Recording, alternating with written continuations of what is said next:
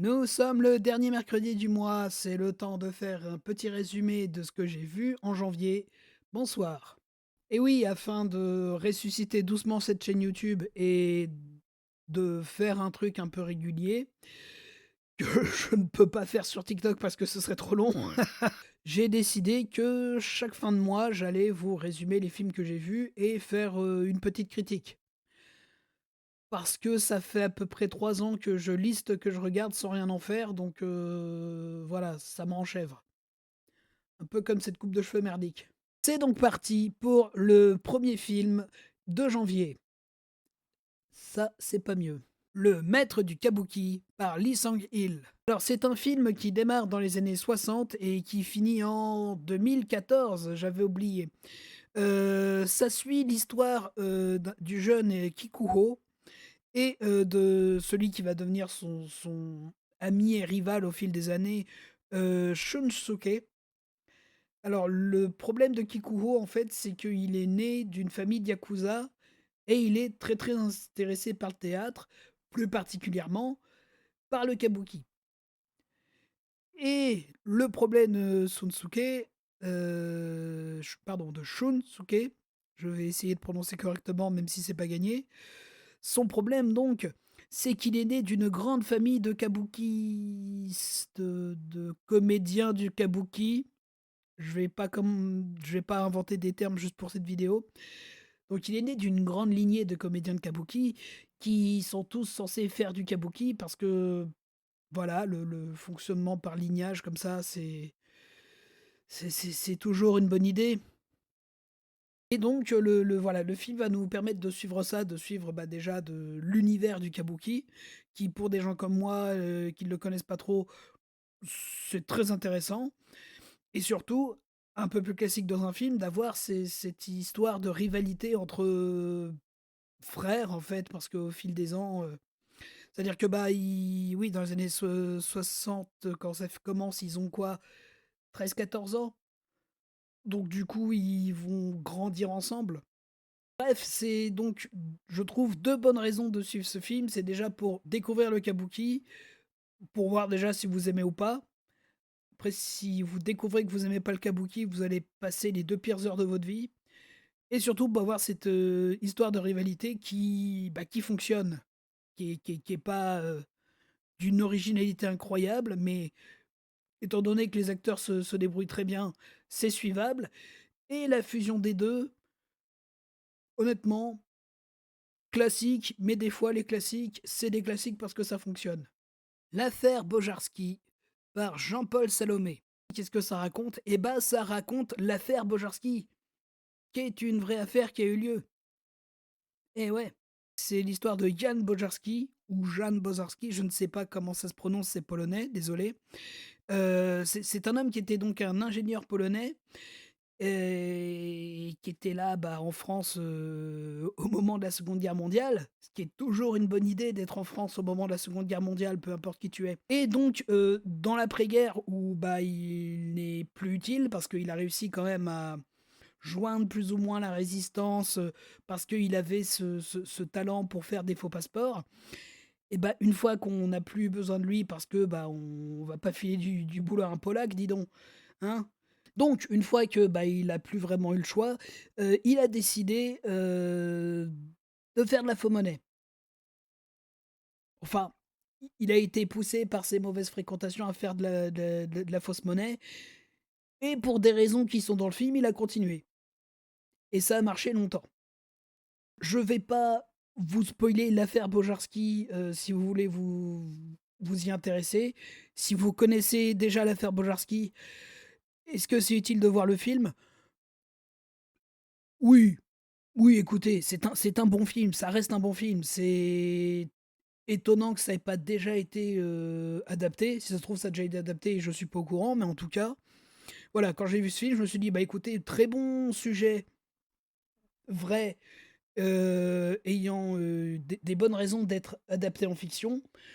Là, pareil, c'est pas révolutionnaire, mais quand c'est bien fait, c'est bien fait. J'ai peur de le dire souvent dans cette vidéo.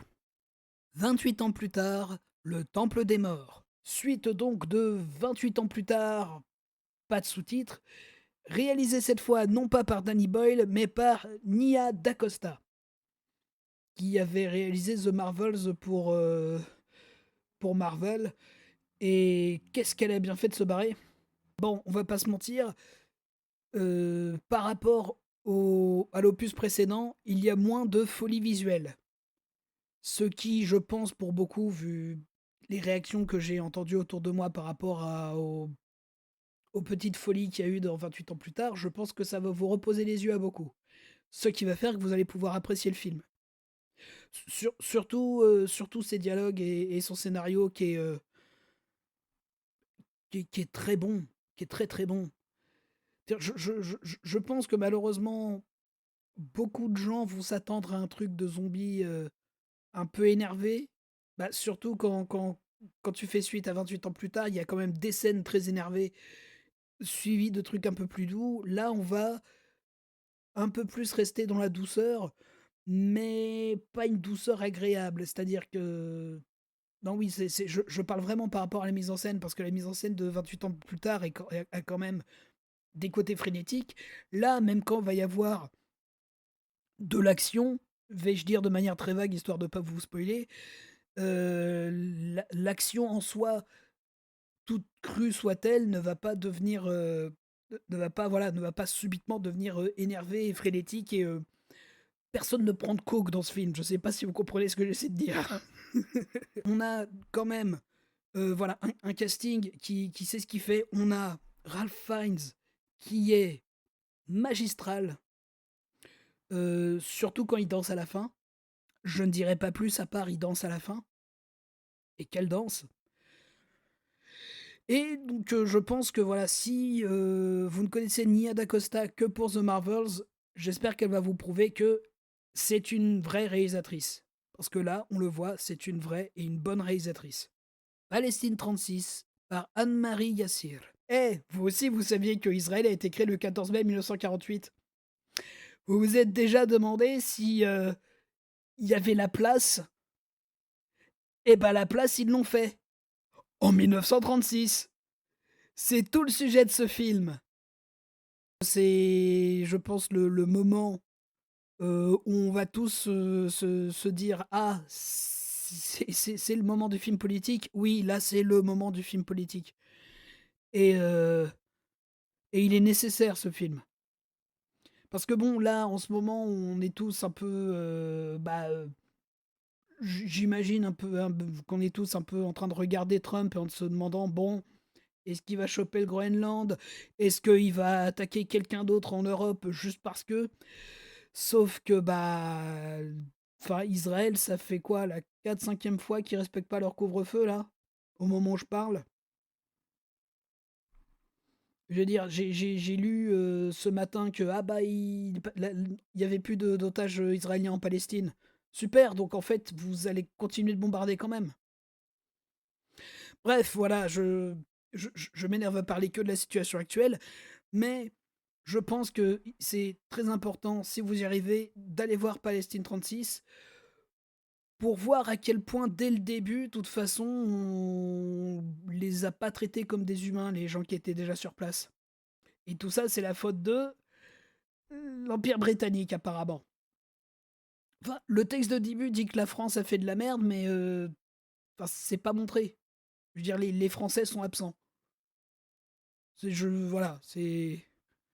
Donc là, si on en croit le film, c'est surtout l'Empire britannique qui.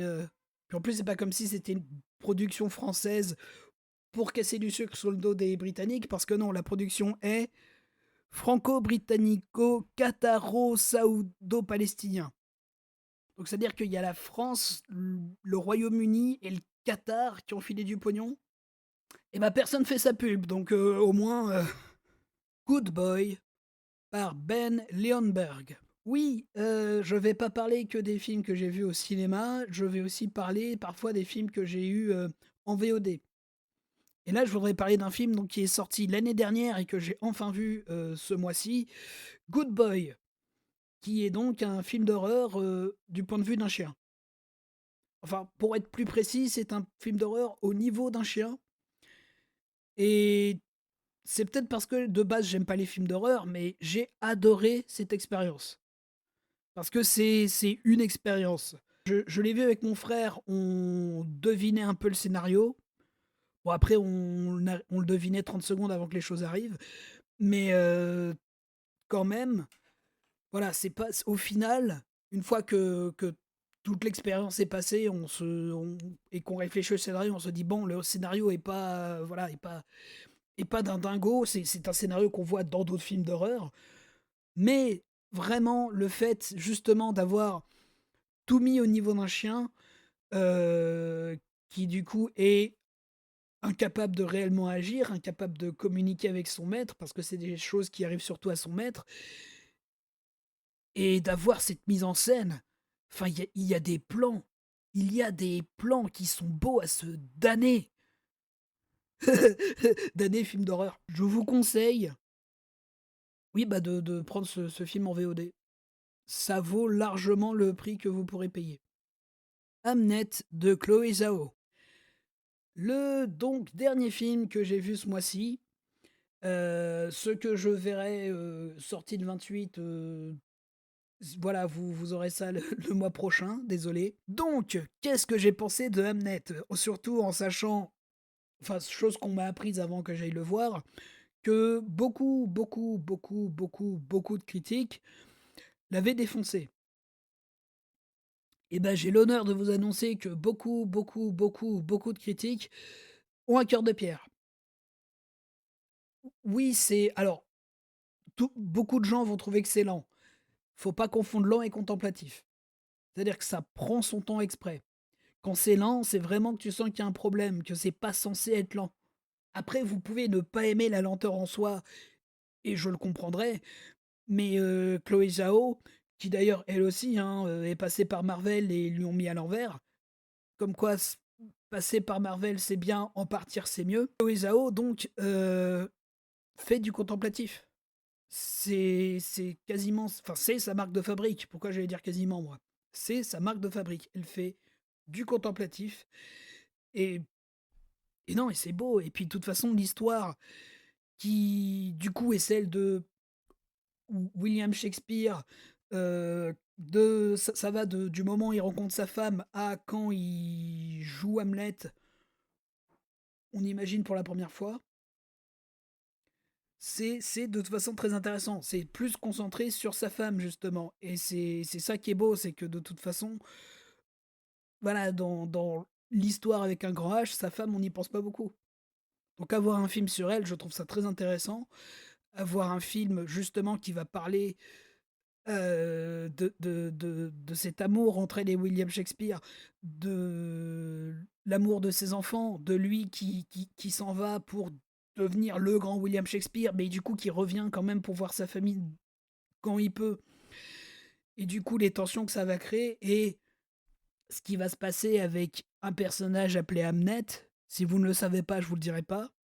Ça va, voilà, un peu plus briser les choses entre eux. Puis vient cette scène de fin, qui est la représentation enfin la première représentation, je pense, il me semble, la première représentation de la pièce Hamlet. J'ai chialé ma race. Je sais pas comment le dire autrement. J'ai pleuré, mais et encore, je parle de scénario, il y a un moment, il y a un truc de mise en scène, je savais qu'il arrivait. Et quand il arrivait, j'étais déjà en train de pleurer, bah, j'ai retrouvé des ressources, pour continuer la chute du Niagara. C'est beau, c'est beau, voilà, ça, c'est ce qui se passe quand on a quelqu'un qui maîtrise le pathos de A à Z. Évidemment, en étant de mauvaise foi ou vraiment fermé, on peut juste trouver ça tire-larme. Oui, mais dites-vous, hein, le terme tire-larme, c'est inventé pour quand c'est nul. Là, c'est maîtrisé de bout à bout. Encore une fois, je l'admets, il faut aimer le rythme, coolos, on va dire. Mais en plus, même cette lenteur, elle est utilisée à bon escient. Elle est utilisée pour des métaphores visuelles qui sont réutilisées pendant tout le film, qui sont utilisées à la fin. Je vais me remettre à chialer. Je vais finir cette vidéo là-dessus. Hamnet, c'est mieux que ce qu'on vous en a dit. Je trouve pas comment me formuler autrement.